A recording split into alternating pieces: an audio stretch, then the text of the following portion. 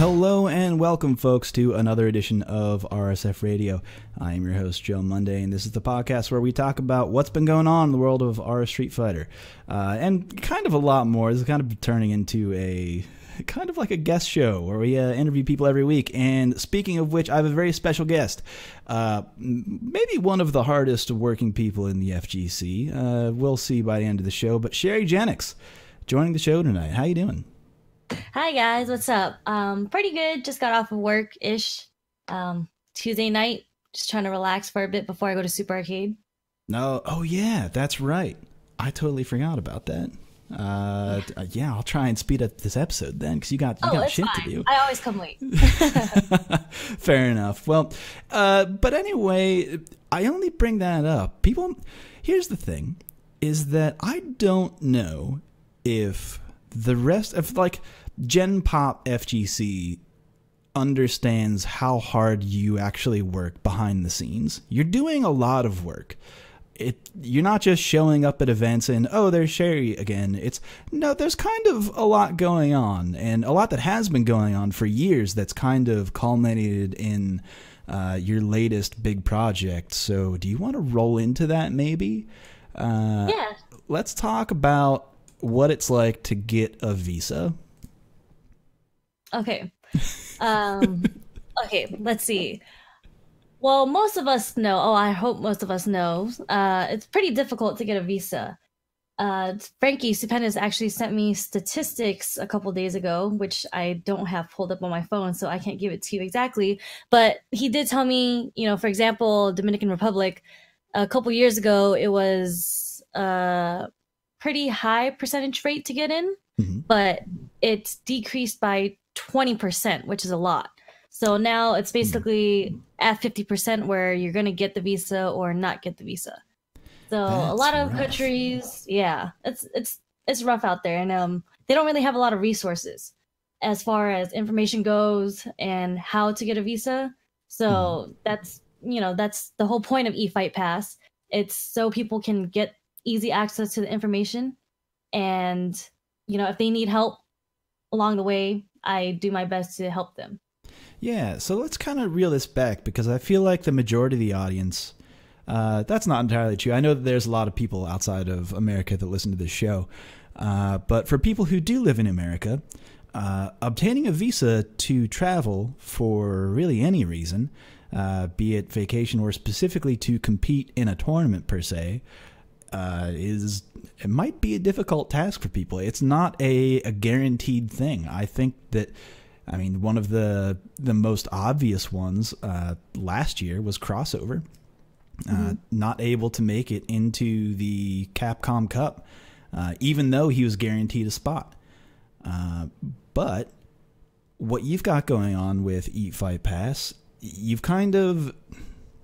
I think, if anything, you've illuminated the topic, because it feels like LATAM is getting a lot of coverage lately in terms of representation in the CPT, which is huge for them. There's a lot of great players there, but because there's a lot of great players, the opportunity for players to make it to other tournaments or to make it to Capcom Cup increases, but their ability to get a visa has maybe not increased. What else is going on here with eFight Pass? Because it's not just like a general statement of we will help them get there. I've seen what you've got going on here. It's pretty extensive. Do you want to kind of get into the details of what you've been doing with your work here? Yeah. Okay. Let's see. I actually wanted to do a beta test before I went public with the website, because I did go and speak to an immigration lawyer. First, I wanted to make sure everything I was doing was legal, of course. He told me as long as I'm not lying or, forging information and all, I should be fine. And I said, okay, let's do that. And so there's a couple of different visas. This is why it's kind of hard for a player to get a visa, because one, most players who apply usually lie about it, and they just say they're just visiting. Right. Or they do talk about going to the tournament, and that's where there's kind of a gray area, and you have to be very specific on details on going to the tournament, because a regular visa is a B1, B2 visa, which is like the visitor slash business visa.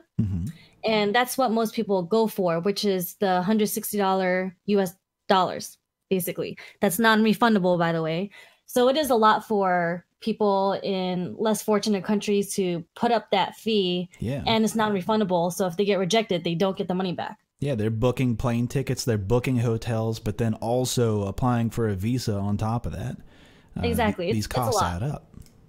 Yeah, and that's what people don't really understand, because I remember, oh man, this person, whoever it was, I do get annoyed at randoms every now and then, but I remember when Crossover posted that tweet saying that he couldn't go because he got his visa rejected, some idiot was just like, well, seems irresponsible of you because you should have applied for a visa a long time ago if you knew this is what you wanted to do, blah, blah, blah, blah.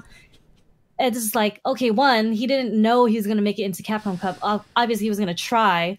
And when he made it in, that's when he went to go register for his visa. Right. And he only had 2 months. So yeah, the regional finals wasn't like 6 months in advance. It was everything was kind of running up to the end there. That's how that shit works. He only had one shot to do it, and he did everything right. Like Capcom sent him a letter and everything. He just didn't get accepted. And I just think it's really stupid of people to say things like, oh, you're just irresponsible. Like, that's clearly not the case. It's a 50% chance rate of getting in or not. Yeah, because it's so easy to be ignorant about that. Because other things that I saw was, well, why didn't Capcom try and help him out? They did. Like obviously, like, yes. Yeah. But it's those. That's what I'm talking about. Is there's these little things that are happening behind the scenes that are super not obvious, and no one can be really vocal about that, or it's not something that people are vocal about. And if it is, it's very few people. But you've really brought this thing to light, and I think it's very admirable. But anyway, go on. I've interrupted you. Oh no, it's okay. Yeah. So I want to help these players because, again, I feel a lot of them are underinformed and about the whole thing about being a player and trying to get a B visa. When they start talking about tournaments, it's really important to mention that you aren't getting paid to go to the tournament.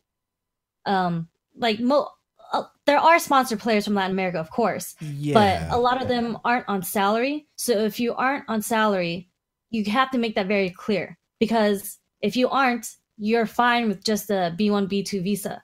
But if you are a paid player and you're getting a salary, they kind of have to bump you up to a different visa, which is the P1A, which is much more complicated, much more expensive, because when I was talking to the lawyer about this, that's what the lawyer does. He says he doesn't really fill out B1, B2s because that's something we can just do on our own. It's very easy paperwork. But for P1A, you're telling the U.S. government that you are a professional athlete. It's something that Leffen got, basically, which it's a classification. Was a big deal in the past as well. Yeah. You have to fill out a lot of paperwork just to make sure that you are a professional player. So you have to show paperwork on your standings, how well you've done, and the money that you've gotten paid for it, etc. And according to the lawyer that I was speaking to, he said usually it's about 300 pages worth of paperwork that he does. What? Yeah. It's a lot. And when I was talking to him, I'm imagining someone being like, I got, like, oh man, 300 pages. Yeah, 300 pages. Dang. And you have to, like, prove that, no, I'm a pro. Here's why. Here's my hype reel. Exactly. I've linked my YouTube video right here in these 300 pages. You can see it right here. Yeah. Like, it's a lot of paperwork. And, so when I was talking to the lawyer, he was really, really nice. It's not someone that I know personally. I kind of like tricked him into seeing me because he was this guy. I found him on Yelp. Go on. Really good reviews. All right. This started with a Yelp lawyer. Okay. Yeah. Really good reviews. He's out in Pasadena, which is a really kind of high class community. So I felt like he was pretty legit. Okay. Okay. So he does free consultations, right? And I just signed up online for the free consultation. So I just showed up to his office, and then his receptionist was like, okay, could you provide your passport information and the topic of, like, basically a gist of your situation? I said, okay, I'm gonna keep it real with you. And he doesn't have to see me if he doesn't want to, but I would love to see him. I just have this personal project going on, and it's something with the esports world. Not sure if you guys have ever heard of it, but it's something about bringing players over to the US to compete. And she was really nice about it. She's like, okay, you know what? Let me email him because he's inside his office right now and see if he wants to see you. And I was like, oh God, he probably doesn't want to see me now because it's about esports. Right. And you're relying on this secretary who's like, I really have no stake in the game. We'll see how this email goes. Yeah. But she sent over the email and I was just sitting down, and like within the next 5 minutes, he just opens his door and he was like, oh, are you Sherry? And I said, yeah. And he said, oh, come in. I would love to talk to you about your project. So I was like, oh, cool. Yeah. Really nice guy. I told him the whole story of Crossover. And then I started telling him, like what I want to do with the whole B1, B2, because to be honest, everything's out of my pocket right now. Yeah. So all the costs and all that, I'm fronting it. I'm at least doing one player a month. So whether or not there's donations to the program, there's going to be at least one player that I'm going to choose for the program. Oh, wait. I actually didn't realize that it was, I thought it was mostly based on this player has this and requires this amount. I didn't realize it was funded that way. Wow, that again, even more admirable. I didn't realize it was kind of out of pocket that way. Well, it's mainly because like I'm kind of judging it off of last year's results. Right. So because I don't want it to be a situation like Crossover again where he qualifies and he only has 2 months and we only have one shot at it. Right. So I wanted to do everything as soon as possible. So that's why with Justin's donation, obviously, and a couple others, I have at least 3 players lined up already. So, well, 3 other players. Right now, LT Ray already got approved, and Crossover's in the process right now. His interview is actually at the end of March. Okay. Yeah, and then there's 3 other players I have lined up.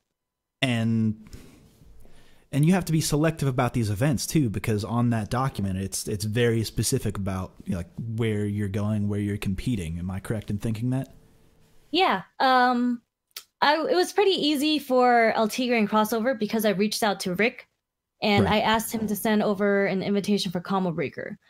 But I get there's a bit of leniency there because when you're filling out the application, they ask you for the event and they ask you for the flight and hotel details, but you can put not available for flight. So the hotel, I just put, the venue hotel. Right. And they didn't buy their flight yet. So they just put, to be determined, basically. So, but we're going with the intention that they are going to that tournament since the letter is an invitation from that tournament. Yeah. Like it's this, the wheels are already spinning for this. So this is happening one way or another. And it kind of, to that end, though, this brings us into the other part of it, is that it is kind of a what's the word for it? Like a crowd-funded kind of thing is what I like the way that you've parceled it out, because it's not. Would you be able to describe in the ways that you've kind of made it available for people to donate to the cause here? Because it's not just one big pot of money. You get specific with it. It's actually kind of confusing, and I tried to find an easier way to do this, and this is the simplest way I could find. Because there's 2 different pots. There's a pot for the visas, and if you donate to that, that just allows me to get more players in the program. Right. And then there's the other pot where a player has to have his visa approved. So, for example, El Tigre, he got his visa approved. And, my friends asked me when I brought this idea to them a couple months ago, they're like, okay, if these players are having problems paying for the visa straight up, wouldn't they have problems paying for their trip to get to the US? I was like, yeah, that makes a lot of sense. So I want to help them with that too. So that's why there's 2 different pots. And I made 2 different pots because, to be honest, I'm not exactly sure how the general population would react to, for example, someone donated $160 because they wanted to cover one player's visa fees, but the player ultimately gets his visa rejected. I don't want them to feel like they wasted the $160, and some people might get upset about that. So I'd rather them, if they don't want to be put into a 50-50 with their money, that they just donate it directly to a player who already got his visa approved so he could come to the US and compete. I play fighting games. I'm used to 50-50, so let's fucking roll the dice. I'm in it. I play Zangief. Welcome to my world. Yeah. I mean, your 50-50s feel like 70-30 sometimes, you know. That's how I make people feel. I'm oppressive Yeah. in that way. No, I jest, of course. That's really smart, though. I like it. I understand how that could be confusing if someone goes to the website and sees, well, what's kind of this about? But I think it's broken out in a way that I think it makes sense, and just from looking at it from a user perspective. So if you need a little bit of validation from that, then there good. it is. I did send it to like people that aren't even from the FGC, Right? So they could tell me what information they got from the website. So it seemed to be pretty clear cut. Okay, word. I'm down for it. This is kind of coming off the end of.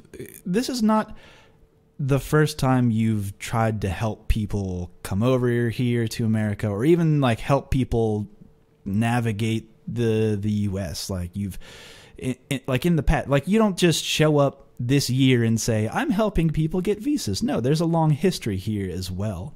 I don't know if you have any stories about that of driving people to events or anything like that you'd want to share.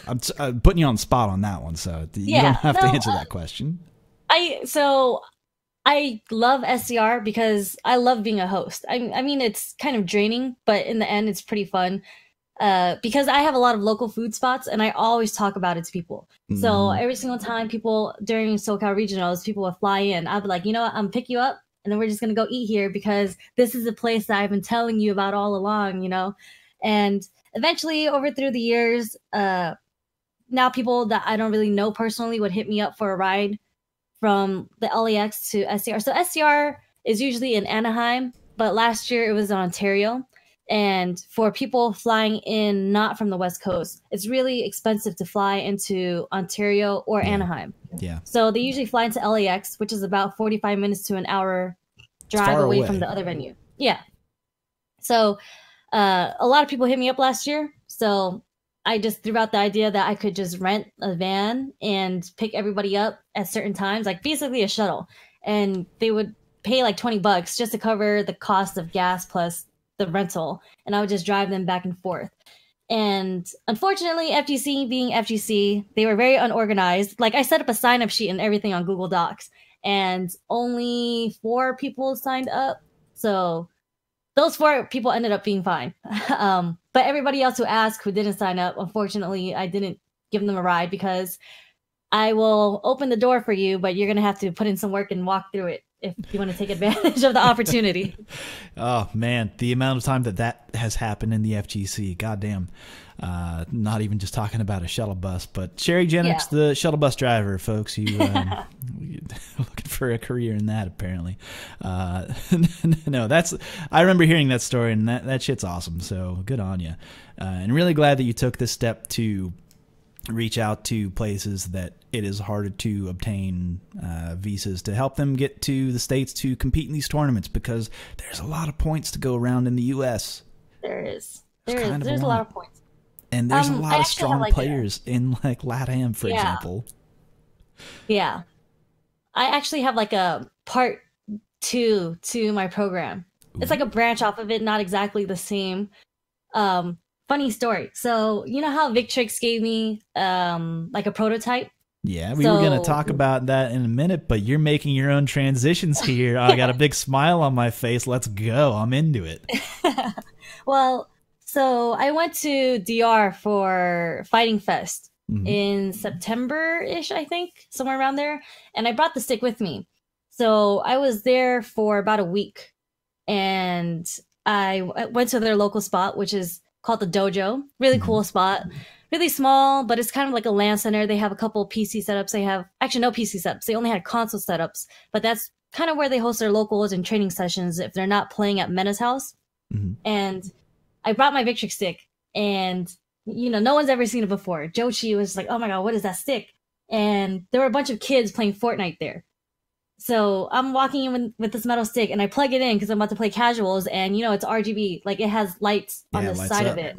Yeah, so it lights up, and then all the kids left the Fortnite machine and just crowded around me, and they're like, "What is that?" basically. And everybody was there, and they're like, "Oh my god, what is that? What stick is that? I've never seen it before." And I said, "Oh, this is a new Victrix stick. It hasn't come out yet. This is just a prototype, but it should be out soon. And they was just like, oh, I can't wait. I want to see how much it is, you know, blah, blah, blah. And I noticed that, okay, one thing, I went to Fighting Fest, and at the tournament, everybody was sharing the same USB cable for their pads. Like, Crossover couldn't play yet because Cabo was using his cable, and everybody was sharing each other's cables, so it was like holding up the tournament. Ugh. So I was like, why don't you guys just like get your own cables, or, you know? And some of them were sharing pads as well, and I didn't want to put them down or anything, but I was just like, how come you guys just don't get your own pads or new fighting sticks? Because a lot of theirs was kind of like the older generation ones, and they were telling me how expensive it is to import stuff. Yeah, hardware is expensive to get over there. And I learned this firsthand because I sent them a huge package. I put everything in this one gigantic box, and it was like I bought a PS4 pad for Crossover plus some cables, and then I bought a lot of snacks that's local here, like Chinese snacks. I put that all in the box, and, you know, just a lot of goodies for a couple people. Little local flavor in there. Yeah. So I set that box over, and I paid. Okay, wait. I sent it to Florida first, and then there was a carrier. Do you want to say DR. this out loud into a microphone? You are being recorded. Do you want to say this number out loud? Last chance. Okay. I mean, it's just so people can understand how hard it is and how much it is to get stuff over there. Yeah. So I'll just talk about the import fees. I won't talk about shipping or anything, but the import, just the taxes alone, was about $280. Fuck. Yeah, just for one box. I said that loud enough that I heard an echo from your room. Whoa. Whoa. Yeah. And it was just one box, and it was like maybe like 40 pounds. So it wasn't too heavy. It wasn't anything too crazy. Yeah. That's just that's not even shipping. That's not shipping. That's not just ship. Yeah. That's just the import fees itself. Duties, custom and duty fees. So that kind of gave me this idea.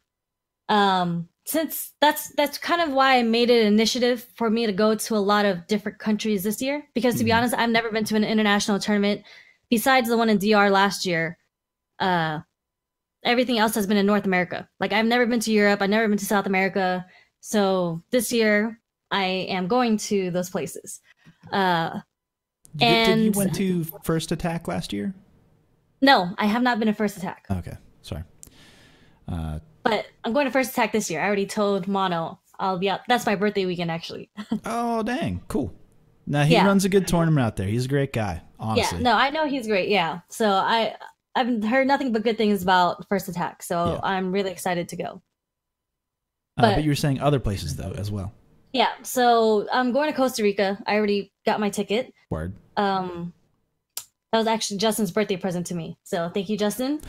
Going to Brazil, going back to DR, going to Puerto Rico, going to France next month, and I'm going to London for EGX, which I can talk about later because I set up a whole crazy trip for that trip. Yeah, I saw. Listen, as someone who has tried to work his way around the tubes, I saw what you were tweeting about earlier and was like, that nightmare scenario. And when you're there, it's gonna be figuring out where you gotta go. Whew, yeah, we'll see. I think I'll be good. I have faith. I have faith that people have hooked you up with the right directions, because as a foreigner, this shit's not easy. Yeah. Especially when you can't read French or understand French. I've heard that Google Translate is good about that. Yeah. It's actually kind of fucking freaky. Have you ever used Google Translate in a way, like on your phone, and you hold it up to a sign that is a language and then it reads the sign, right? Yeah, but it displays the text like in the same color and font. Yeah. That kind of fucks with my head. Last year. That kind of fucks with my head a little bit. I don't know about you. Technology. Technology, like we're there. We're in, like, it's times like that where I go, oh fuck, it's the future. Yeah, it's crazy. All right, but anyway, you mentioned the Victrix sponsorship. Unless I'm biting your story here. Oh yeah. Well, let me just finish up real quick with the point of the story. So yeah, so I'm going to all these countries basically because I'm going to bring a whole bunch of peripherals with me, and then people won't really have to pay for the duty fees if I just bring it with me when I go to these tournaments. So I'm just going to grab a couple of Victrix sticks, grab a couple PS4 pads because everybody seems to be a pad player nowadays, and maybe some headsets because people have asked me about Victrix headsets. So I'm just gonna bring them like a box or two with me to every country that I go to, and I'm not gonna say I'm gonna give it out for free, but sell I don't. Legally speaking, I don't think you can say that. So you're just gonna bring them, and whatever happens to them, happens to them. Yeah, we shall see. Oh man, that's so nice. I didn't even know that was a thing you were doing. I haven't talked to, and only certain people know about that plan. I haven't actually went public with it yet or anything. See, that's what I'm talking about. These are the things that I feel like you have been doing behind the scenes for years that people don't give you credit for. And I'm not saying that you deserve credit. Like philanthropic things, I don't think anyone should really ask for praise for. I don't think that that's something that is a worthwhile pursuit. But at the same time, this is fucking rad, and people should know that you're rad and the shit that you have going on is cool, and people should support it because they can support it financially through through the website. Every little bit counts. Yeah, which also, by the way, for anyone listening, down below in, I don't know why I'm saying down below if it's like a podcast version, because what the fuck does that mean? It'll be in the in the show notes. So however you scroll down to the show notes, be it on whatever podcast thing you like. If you're on iTunes, I don't fucking know where that shit is, but look at the show notes. The link will be there. Click it and see what's going on there. But more power to like help people come to play fighting games. If you care about the FGC and the players thereof, please. But anyway, that is a good spin-off into, so you're bringing equipment to other locations. Whatever happens to that equipment happens, but Victrix is a thing that you've been with. Yes. I kind of liked your story about kids. They were over in the corner flossing. All it took was a controller what lights up with colors and lights, and they go, ooh, fighting games, huh? Yep. That's just the kind of fun, flashy thing that I think could get people into it. But that's not the beginning of the story. The beginning of the story starts somewhere else, I assume, because you're hustling. Not only are you trying to help people get into the country and compete, you're also working the vendors here. And maybe not doing a work. That's like a negative look at it. But you're at least like, you're talking to these people. Yeah. So what's going on with Victrix? Victrix is great. You know, Oz is the one who, well, it's a funny story because this is at CEO, and Femi, F-Word's actually the one who introduced me to Oz, because I was there just playing casuals, getting fucked up by Big Bird, and then F-Word comes along and taps my shoulder. He's like, hey, this is random, but I really want you to meet this guy, Oz. He's like head of engineering basically for Victrix, and he has this prototype that I want you to try using. So, you know, we went to our little secret corner, and it wasn't that much of a secret. It was somewhere in the venue. And right. I just sat there playing, and I was playing Flash, I played PR Rog, and I played Flocker. And, you know, Oz was just getting footage. Then he asked me what I thought about the stick. And to be quite honest, I'm not too much of, like, a tech person. To me, the stick felt great. I love sound buttons. I hate silent buttons. So if it had silent buttons, I probably wouldn't like the stick. Sure. It's actually pretty loud because it's an aluminum case. So when you're hitting the buttons, yeah, when you hit the buttons, there's like very good sound feedback. So if you don't really like loud buttons, I would suggest you can swap out the buttons for silent buttons. But in general, it is kind of loud, but they're all Sanwa, and they're all interchangeable. You can switch them out. Right. And yeah, it's that like pop-in Sanwa parts that are very like, you can go to anywhere and get replacement parts like Arcade Shock, what have you. Yep. And just order replacement parts. If you like silence, you can order silence. There's also some weird trick where you like throw a cotton ball in there. I don't know about that. janky shit, but that's up to you Yeah, to do in your free time. I don't know about all that. But if you don't like that metallic clank, I'm probably into that metallic clank. I don't know if I've ever heard the stick itself. That sounds satisfying. It's very satisfying, especially when I'm mashing DP. It's great because you don't know what I'm mashing. I could be mashing jab for all you know, but it sounds like I'm just mashing something and it sounds great. To be a moment of full disclosure, on my stick, I have all silent buttons except for one. That one is mapped to nothing. Yeah. That's how you know. That's the OG tech. That's Uncle the pump fake. Uncle Vi definitely has empty buttons. Oh yeah, you throw it, but you also are like throwing an elbow into it as well. Make him know that you're pressing it. He does a lot. he can tell. Well, actually, you can't tell what he's doing, but that's the whole point of it. Yeah, that's part of it. Anyway, we digress. So you got your hands on this stick. Then what happened? Yeah, we kind of just talked about it. CEO was in July last year, and then we started he's from San Diego. So we had a couple meetings throughout the time, just asked for suggestions and all that. And eventually he ended up wanting to work with a handful of us. So, that's when he reached out to me, Justin, Myers. And he actually hooked a lot of people up with prototypes. He actually had the San Diego scene come out and test out their sticks at their headquarters in San Diego as well. And, it's just working with them is really great because I feel like it's not like I've dealt with other companies before, and a couple of my friends before they sign contracts and stuff, they talk to me about it. And a lot of times I feel like companies just aren't personally committed to the FGC. It's something where there's like, oh, I see there's potential money here. Let me go ahead and say I want some players and just not really care about them. But Oz has been really understanding the whole way. Like, he always asks us, what do we think? What do we think? How do we feel? And he always accommodates like what we need or what we think needs to be changed. Like the premiere party in San Diego for the stick, he asked us the entire time, like, what do we think about the tournament format, what the exhibition should be, etc. Cool. So yeah, that's cool. I feel like so often, and I've run into this like a number of times, I think you can tell right away when someone is maybe not being completely honest about the relationship that they're going to have in whatever kind of sponsorship they're offering. Yeah. Is when they don't, like, it's so, in my opinion, I don't know what it is exactly, but to me, it feels like it's so easy to notice when someone doesn't actually give a fuck. Yeah, I think it's pretty obvious, and it only takes like a 5-minute conversation with them. Yeah, and then you go, oh yeah, you're just trying to fit whatever you had in mind with what we're already doing, and not willing to listen to what we're already doing because this fits best with our community.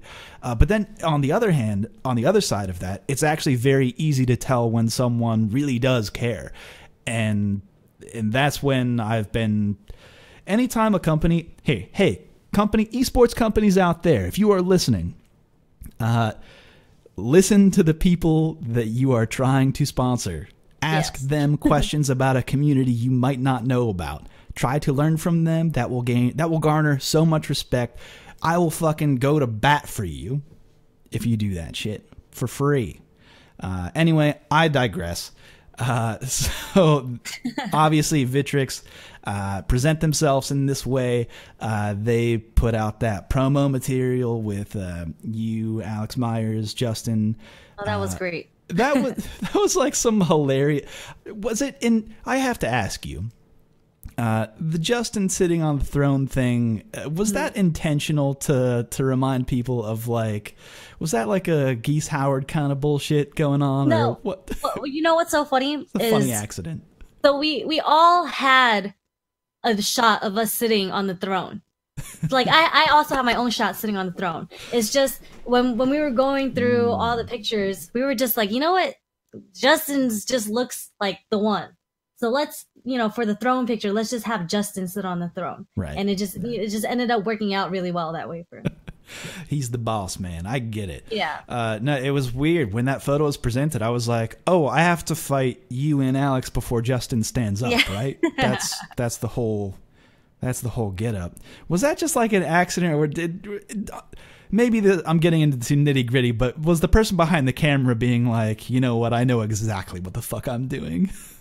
No, so the photographer, his name is Oreo. He actually does a lot of photography for esports. Cool. And he does. So before you go on, does he have a Twitter account? Do you know it? He does.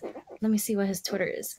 All right, sorry, but I want to, because people who do like esports promotion and photography work, I feel like they're worth giving a shout out. And if you can't get it right away, I'll put it in the notes. But okay, yeah. So I do have it. It's Oreo, but it's Oreeo, 3 E's. It's just Oreo. Okay, great 3EO, Oreo.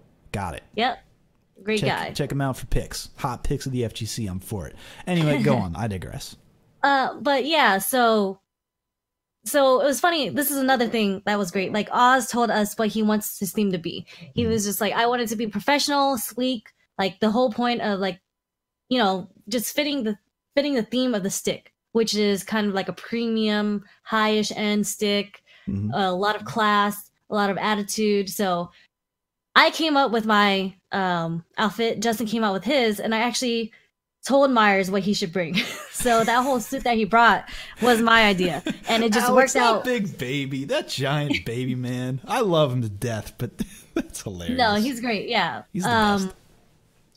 And it just worked out very well. So I guess when we were all taking our individual shots, Oreo was just like, I think you guys should have it set up like this, and you know, Oz gave his input. We all had our input. So. No, that's rad. That's cool. Because I think that turned out well, and I think that I don't know. It's one of those things where people say, why does Sherry get a Victrix sponsorship? And it's like, well, it's because you're working with this people. You're out there. You're promoting the material. You're working hard. Yeah. And it's these things that people might not see.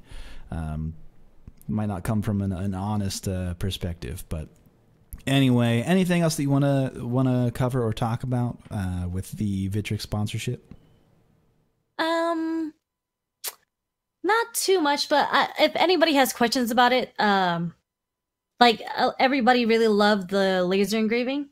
So yeah, what they're doing is they're sponsoring a couple majors throughout the CPT, like Final Round and NCR. So they are going to have a booth there at those two tournaments. And if you have a stick, I know if you purchase a stick on site, it comes with free laser engraving, but I'm not sure if that includes those who purchased it online or at a different majors time. And then shoot laser beams at your stick.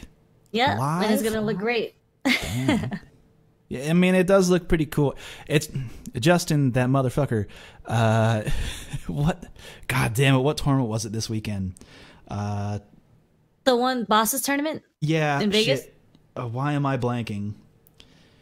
Don't know the name of the tournament, but I know what tournament you're talking about. Yeah, but after the 5v5, after SoCal v NorCal stood up and it forgot about like whoever won and just held his stick up and tried to show it off to the camera.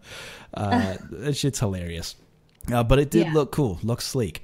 I'm all for laser engravings. That shit probably expensive, but fair enough. Well, it's free when you purchase a stick on site. There you go. There you go, folks. That's a good pitch. That's a good pitch to both travel and to support companies that support the fighting game community and obviously are listening. So I'm for it.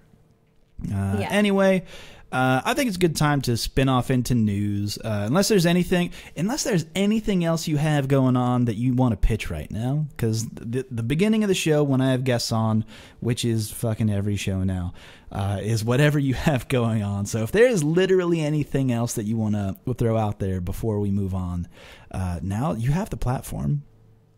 I think we covered what's going on pretty well. Just more support for eFight Pass would be great. And also, I do want to note the content for it. I am in charge of the social media. So I know there hasn't been a lot of content for eFight Pass, but I kind of feel like it's just because we're in the beginning stages. So as of right now, I don't really have too much going on besides waiting for Crossover's interview. But I think once that's happening and I have the other 3 applicants going on, there are some applications that I'm looking through as well. So I think once I get the ball rolling on that, we'll have more content. And just in case, I'm going to throw this idea out there because I haven't confirmed it yet, but I am thinking about doing a charity tournament. I haven't talked to anybody about the details yet, but I'm sure I'll work on it soon enough. I want to throw a charity tournament, probably in SoCal, where people come out. There won't be a cash pot because kind of the cash is supposed to go to eFight Pass. Charity tournament. Yeah, a charity tournament. So I kind of want to do that, make sure SoCal comes out, and all of that will basically go to the Visa funds for players. And I'm working with El Tigre right now on getting a promotional video for him. There's actually a guy who reached out from Costa Rica who does a lot of esports video editing, and he wanted to volunteer his work, Fabian. Wow. So yeah, he knows El Tigre, they're friends, so they're working out the video right now, and I'll post a commercial as soon as I get it, but I also want to run the commercial during the charity tournament. Right. Which should be happening sometime soon, maybe next month, hopefully. I mean, you've set it into a microphone at this point, so it's really on you to get it done. Yeah, exactly. I mean, I'm going to get it done. I get everything. I said it before, and anything I want, I basically get because... Damn, call-outs. That's what I do. Damn, Sherry. Well, all right. I believe in you, and I believe in your mission here. So go support eFight Pass. Again, links are in the show notes. Please hit it up, or hit up your Twitter account, or the Twitter account of eFight Pass, which is just eFight Pass. Yes. Also, man, running 2 Twitter accounts. How's that feel? Probably not good in your brain. Someone who does it. Anyway, that's not a real question. You don't have to answer it. Anyway, moving on to some real news. Some real news that is happening live to our Street Fighter right now, because there's some Street Fighter stuff that's going on. At least a little bit of news that I want to touch on before I let you go. Voting for the SFL USA will begin in this weekend, actually. Yes, starting the 15th. On the 15th. It comes at a weird time, I think, because we already have 4 players chosen already. Not chosen already, but have qualified, which is JB, Up to Snuff, Rob TV, and Just a Kid. Just a Kid. Yeah, obviously. I was blanking on that one.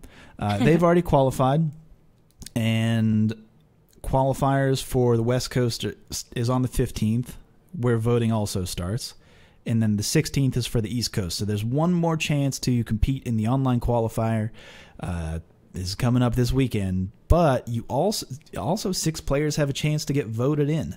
But you have to opt in to voting before voting begins. So it's a whole process of you hit the opt-in button, and then you have to do a little type-up blurb. You can share a video link if you want to as well.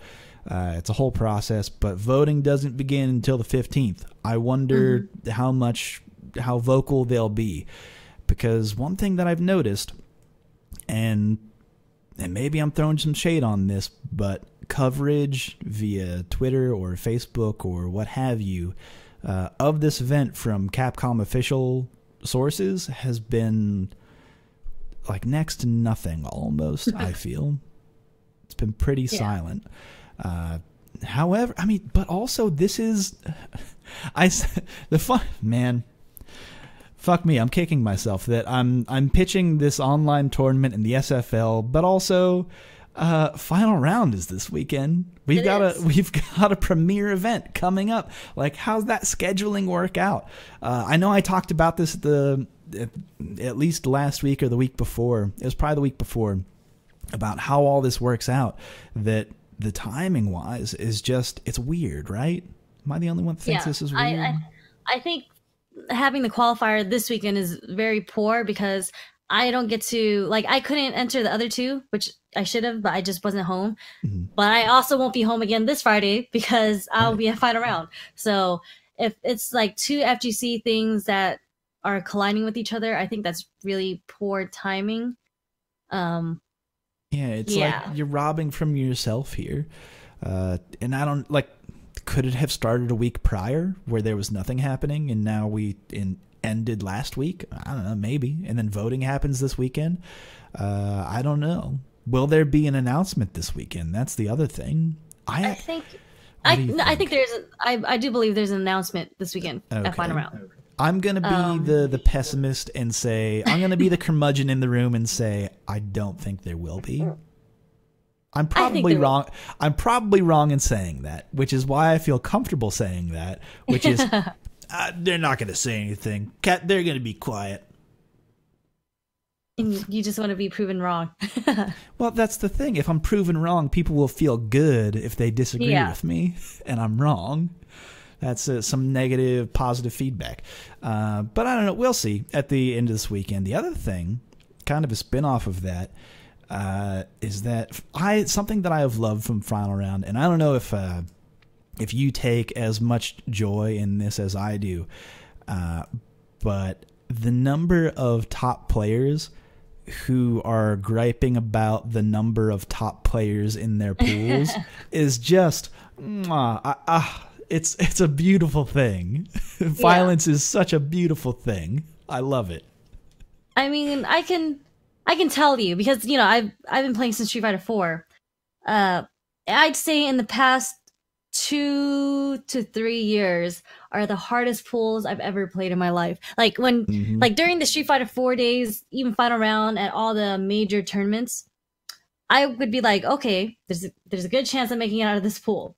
And now I'm just like, man, I hope I can just make it to losers finals since there's 3 people that make it out nowadays. Yeah, it's fucking crazy. It's crazy out there.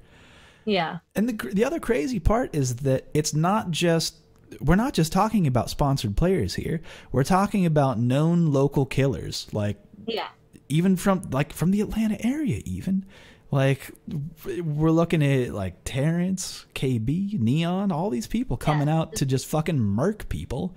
Yeah, Like Mike Too Strong will be out there. Do you like Zangief? Well, buckle the fuck up. Buckle up. He's coming. I hate Zangief. I play Frankie all the time, and that doesn't help me at all. No, but that matchup, I don't know. That's a weird matchup for Nicole. Well, it's a personal bad matchup for me. And I'm good friends with Frankie and Danny Pham, and it's a nightmare having those two in my hotel room at a major because I either have those two or I have Anton playing Chun-Li annoying me to death. So it's not fun. It's not a fun room to have a setup in. No, listen, I empathize with you, but also as a Zangief, that's intentional. I get it. No, that's a weird matchup. Kind of an aside, the Zangief Necalli matchup is very strange because you're very limited in your ranged pokes. And both of them can be either avoided or punished by Zangief. None of them are two hitting. So you can flex them. You can knee hop over the V skill if you read it. And from very far away, you can just punish with a raw stand hard kick if you're like from downtown.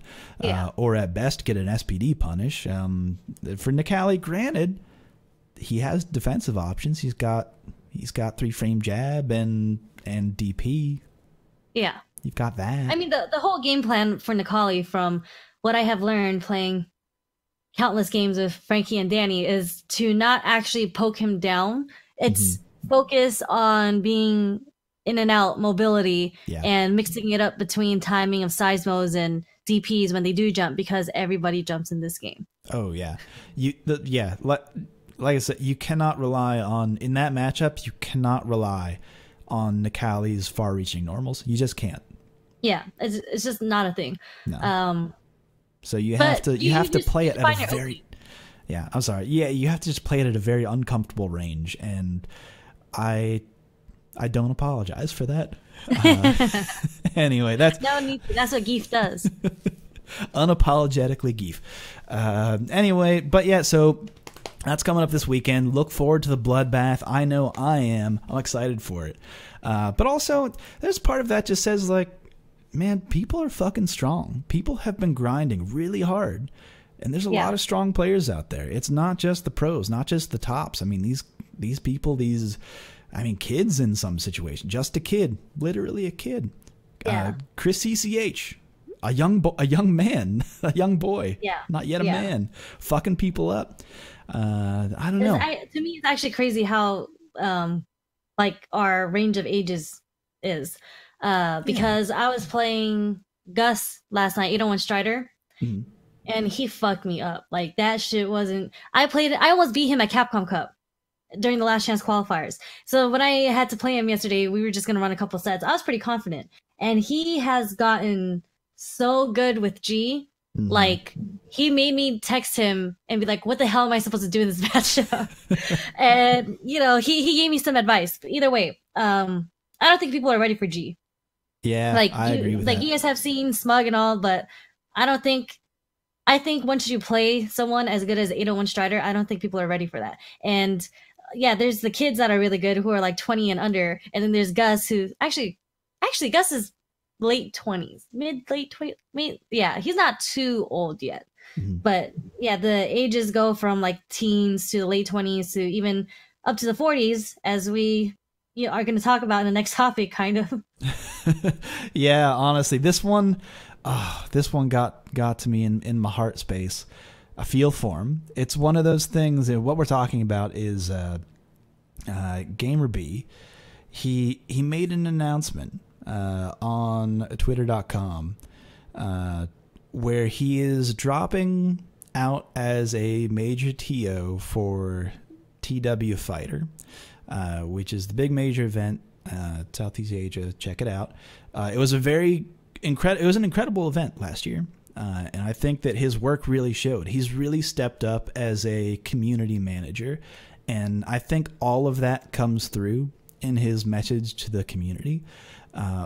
But what also comes through is the personal toll it took on him. And it's something that I saw and I went, oh man, I can relate to that. Because it's so much work that very oftentimes is like unthanked, unpaid, like tons of overtime, in addition to like your actual real life job, to have something else going on entirely, to produce something that is valuable for your community, and to produce an event that is on that level and on that scale, takes an immense amount of work, and that comes through. There's a line, there's at least one paragraph where he says like, my because he's recently married too. I say recently, but my like time dilation is like definitely a fucking thing for me now, where I have that's also a thing for me. Oh man, like it might have been a couple years ago, but we just feel like it was recently. It really might have been like 5 years ago, and I'm just saying that to make myself for a while. So I'm not exactly sure how long ago. Regardless, I feel like they've always been together. Yeah. So I'm not remiss in saying that. Regardless, let me say that so I don't feel so old. That makes me feel better.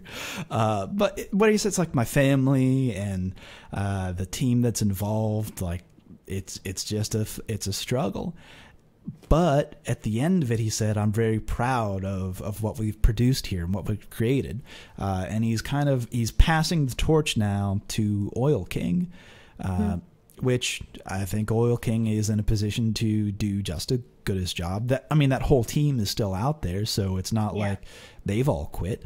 But something here that he said that I really like and I really relate to, and a lot of things that this is kind of how I've organized my own personal life, and to have someone else say it, I just want to say this is like reaffirming, and I want to put this out here to you guys as well.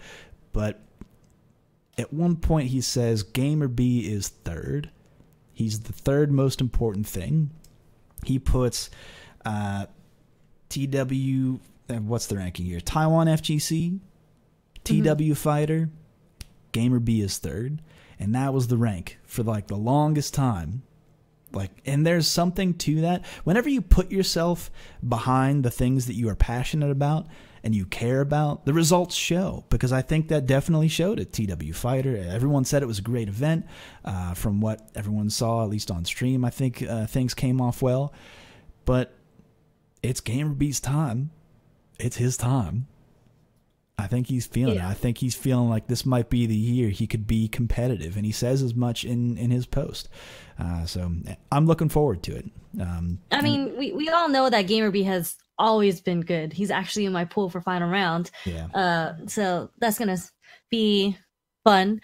But I can see it because there, huh?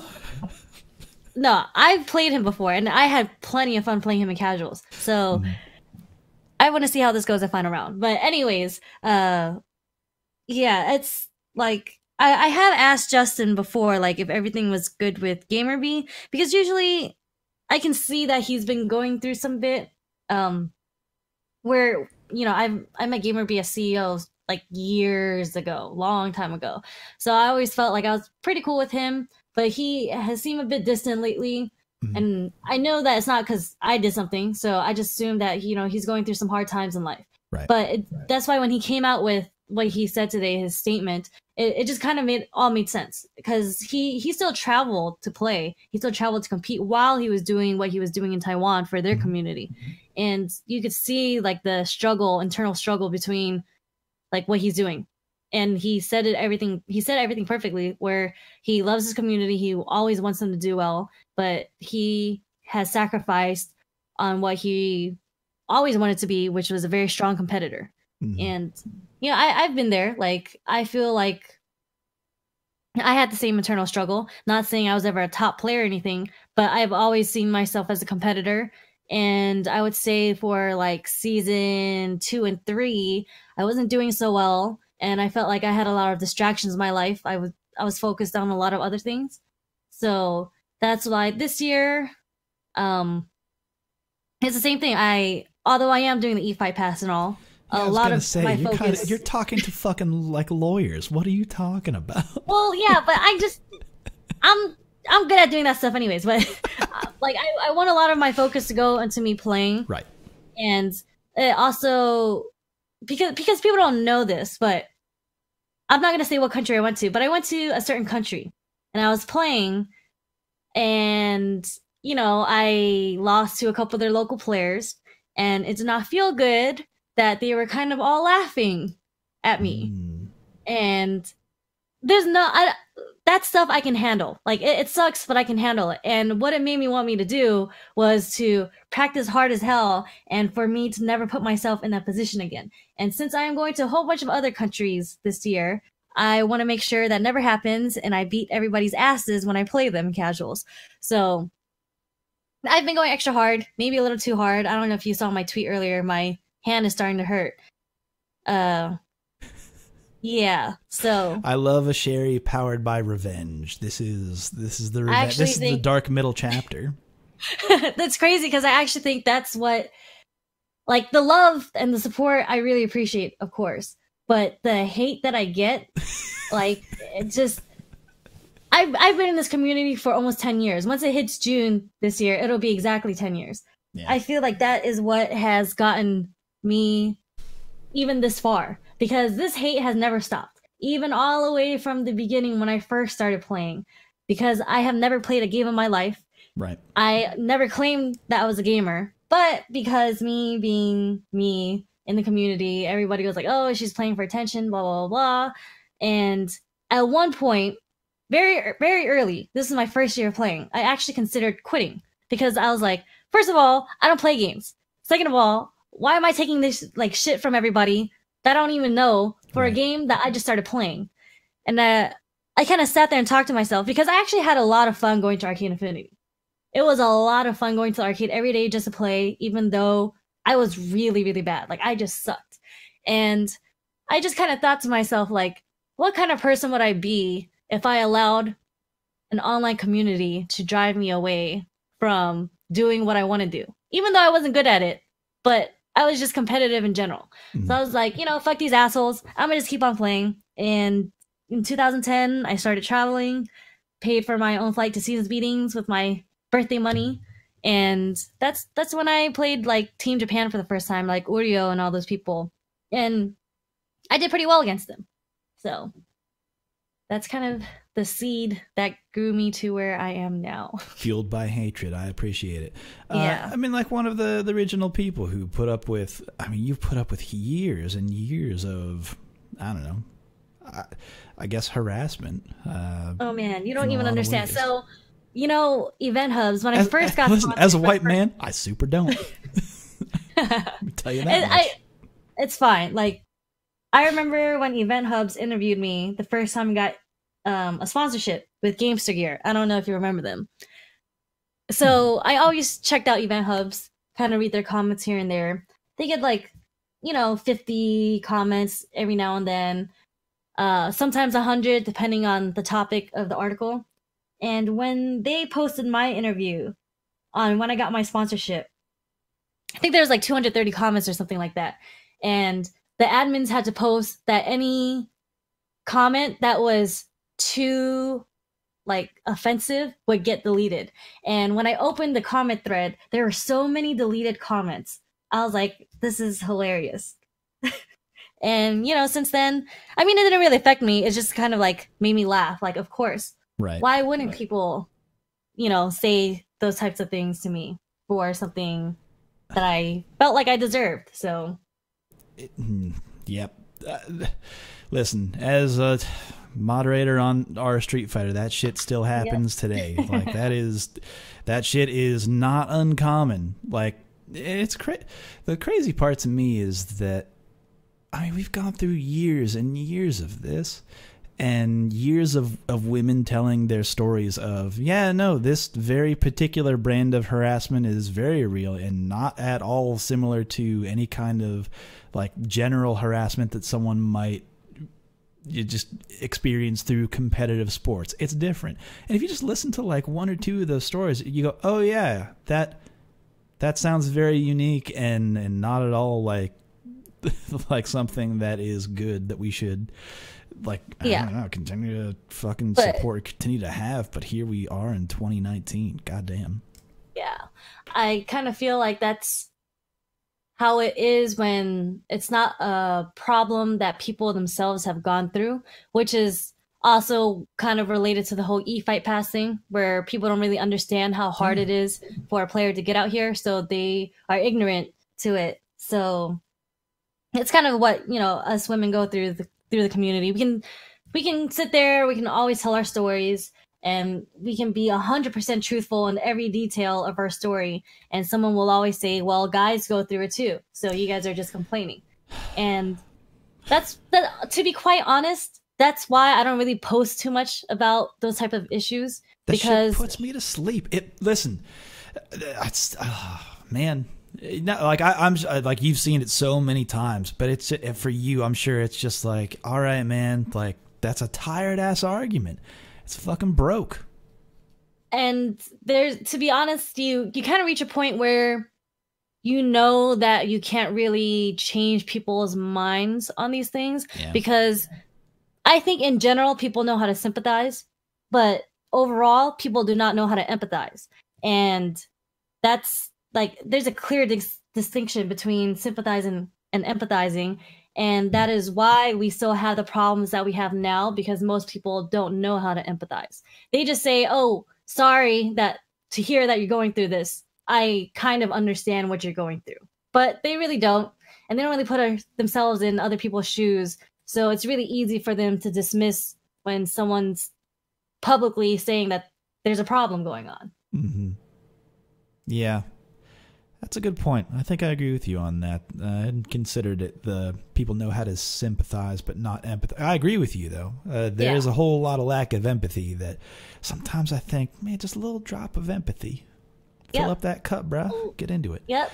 I didn't think we would end up here in our conversation, but yet here we are. That wasn't on this one. Hey, folks, this one's not in the show notes, but here we are. Kind of just went there, yeah. Yeah, I'm here to get those stories out there. I am for it. I'm also for XO Academy, heading out to final round this weekend. P-Chan and supportive of Samantha. She's always working hard. Yeah, P-Chan and Romanova both out there killing it. Everything that has happened with them over the last month or so has been, I don't know, that's cool. That's just a cool story to follow, and I think it's worth talking about. I mean, we're talking about it. I had Persia on the show to talk about all that stuff. Go listen to that episode. She basically covered all of it. Definitely worth a listen. But also, more to the point, also support them on Patreon if you can, because you also get into all the awesome videos that they share as well. A lot of good stories, a lot of good moments that have come for all the players and everyone involved over the past month. So, I don't know. Again, didn't mean to spin off into this topic, but yeah, here we are. Yeah. Before we move on, though, because I think that covers everything. Anything else that you want to talk about before we cap off the end of the show here? No, I think we had a pretty good discussion. Cool, me too. In that case, I cannot let you go without having you answer the question that I ask every guest on their first appearance on this show. It is a two-part question. Part one, what is your favorite normal attack in any fighting game? I feel like the way that people answer this question can really tell a lot about their person. I don't know what you're going to tell from me besides the fact that I'm very biased. Let's pull some insight on this one. Okay, well, I just want you to know the answer or the character that I'm going to use for both questions is obviously my all-time favorite character, because I've only played 2 fighting games in my life, and that is Street Fighter 4 and Street Fighter 5. So if you didn't guess it by now, the character is Sea Viper. Crimson Viper from Street Fighter 4. The sickest normal, I think, is her standing roundhouse. I don't know if you remember it. Close stand or far? The far one. It's not the 2-hit one. It's like the hook that she does, that anti-airs. Yeah. And she slaps you down from the air with her heel. And it works so well against like dive kick characters and everything. That's the first time I ever used like a normal to anti-air also, while I was like learning the game. So it's just the animation of the move is sick, and you can combo into it from my favorite combo, which is question number 2. My favorite combo. Jumping right ahead. Okay. Yeah. I mean, Sea Viper is clearly to me the sickest character in any fighting game, mainly because of aesthetics, how she looks, glass cannon, all that. Oh no, she's cool. I'm down for it. Yeah, she's a government agent mom. She can have electricity in her gloves and fire coming out of her boots. Like, how can she not be cool? And she's a redhead.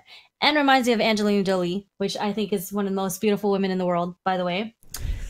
Yeah. When I asked this question, that's the kind of shit I want to pull out. You didn't think it would be too telling, but here we are. Angelina Jolie, very attractive, is what we landed on. Very attractive character. That's why I chose Sea Viper to begin with. So, funny thing, people always ask me why did I choose her and why did I start with her. It's because when I first started playing Street Fighter 4, my friend pulled up the character screen and asked me to choose what character I wanted to learn. And I know most girls is like a stereotype. We all default to Chun-Li.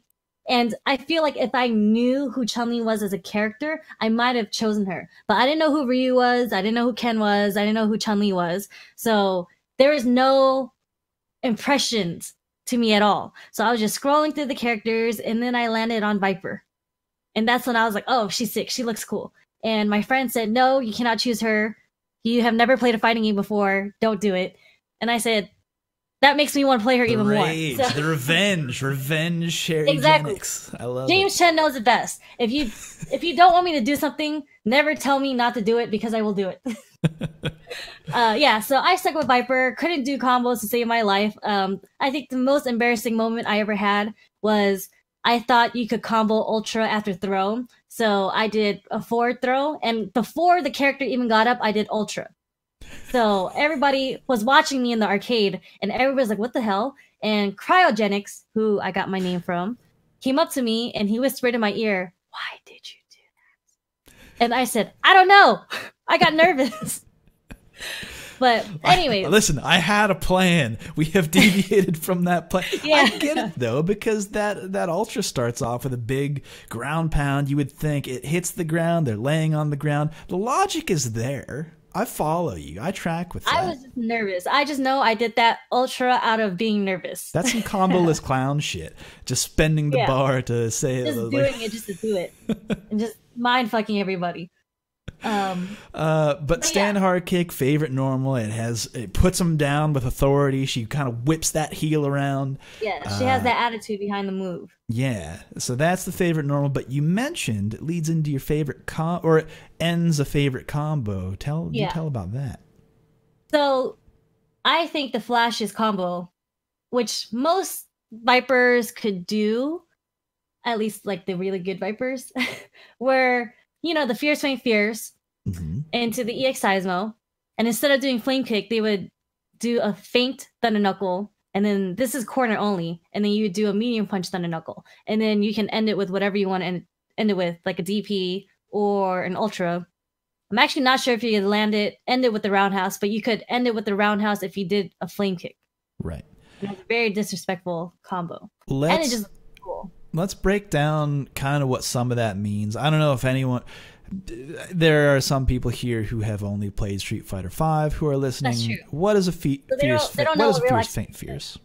What is an FFF? If I see that in a line to someone telling me to do an FFF combo, what the fuck is that? Okay. So Sea Viper is a character that can do cancels. So if you did a special move, so to do Fierce Feint Fierce, her special move was quarter circle back for her Thunder Knuckles. And Fierce Feint Fierce required the Fierce cancel, which is the fastest cancel, because it's also her DP. So if you messed up, you would get a DP and then die. So you couldn't mess up. So basically, you jump in, you can either do Fierce or Roundhouse, and then you can either do Standing Fierce or Crouching Fierce. And then you do the quarter circle back, Fierce. And then you can't double tap it. You have to have a certain timing to do Fierce, Fierce to cancel the Thunder Knuckle. And then when you get the cancel, you can do it to another Fierce, which is Crouch Fierce. And then you cancel the Crouch Fierce to a DP motion with 2 punches to get the EX. And then you cancel that EX Seismo with the Super Jump, which is an up-down motion. After it hits the opponent, there's a very specific timing to that as well. Yes, you have to cancel it, so it has to hit the opponent. The opponent can be blocking, but obviously if you're doing combo, they're getting hit. Right. So you do the EX Seismo, and if you want to do the Flame Kick, you Super Jump cancel it to the Flame Kick, and then you do the DP motion to finish it off with an uppercut. Or you can do it into Ultra, which is strict timing. You have to do it right when the body is at the head. Or you can just do the Roundhouse, which is kind of pretty easy time. You kind of just do it. Yeah. It's a very active button. Yeah. Or instead of doing the Super Jump Flame Kick, you can cancel the EX Seismo with a medium punch Thunder Knuckle. But if you want it to be fancy, you could sneak in a little feint after the EX Seismo. You do another feint Thunder Knuckle, and then you do the medium punch Thunder Knuckle. And then you can just follow it up with the DP or an Ultra.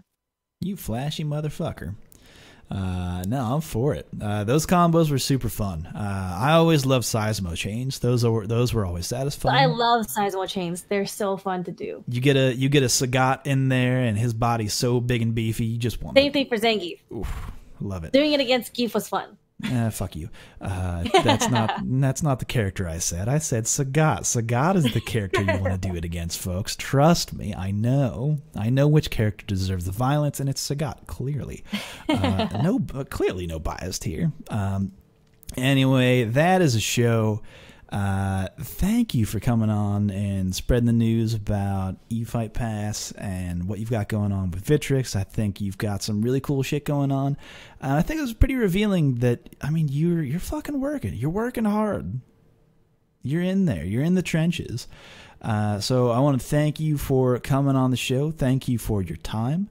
It has been a pleasure. But before you go, where can people find you on the internet?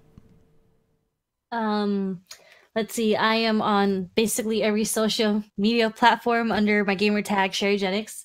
So on Facebook, Twitter, Instagram, Snapchat. I even built my own website during my college days, which hasn't been updated since basically my college days, SherryJenix.com.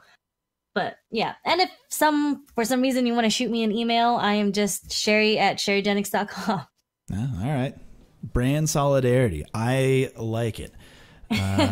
All right. And with that, again, you can find me at Super Joe Monday on Twitter.com or at RedditSF. Find what we've got going on our Street Fighter throughout the week. Don't miss out on the tournaments Mondays and Fridays, but we are not running a tournament this Friday because it coincides with SFL West Coast, so go compete in that. Only if you're not going to final round, which is also this weekend. A lot is going on. A lot of orbs here, but catch us. Season's about to start. Oh my God! Fucking goddamn it! But catch this show every Thursday. That's a show, folks. Again, it has been a pleasure talking to you, Sherry, and I wish you the best of luck with eFight Pass. But that's a show, folks. Until next time, please take care. Bye, guys.